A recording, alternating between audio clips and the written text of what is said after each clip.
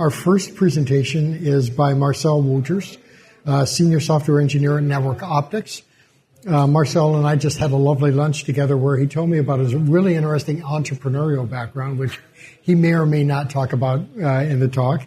But he is going to talk about the title of the presentation, which is Rapid Development of AI-Powered Embedded Vision Solutions without a team of experts. The concept sounds really good. The use of the word embedded is interesting in his particular case, and he is going to talk about that a little bit. So over to you. Yeah. Thank you, Brian. He introduced me as a senior engineer, but actually I'm a back-end engineer, so I'm a little bit different than that, but that's fine. Today I'm going to talk about a visualization of a YOLO V8 model. I took a picture of our camera on my backyard, and I wanted to detect cats and birds.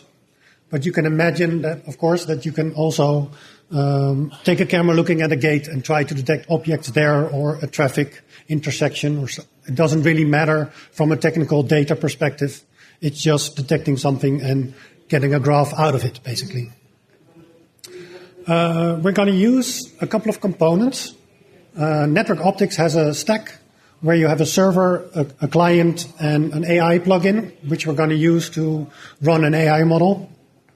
And in this presentation, I will show you a few custom components. We're going to use a post processor. I will explain later on what that does.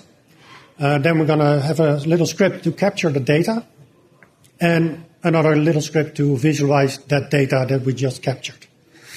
I'm going to assume everything is installed using a standard installation for Network Optix. So you follow the instructions and you have a camera installed on that server.